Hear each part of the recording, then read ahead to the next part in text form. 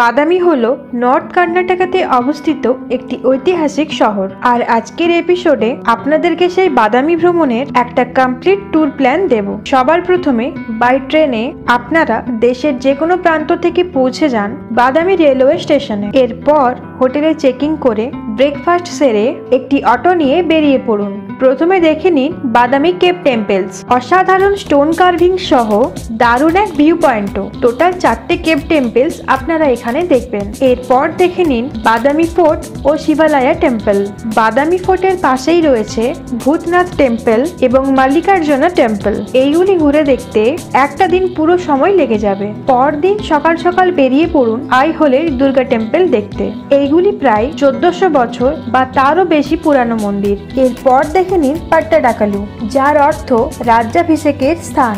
সম্পূর্ণ ভিডিওগুলি পেয়ে যাবেন আমাদের ইউটিউবের মেন চ্যানেলে।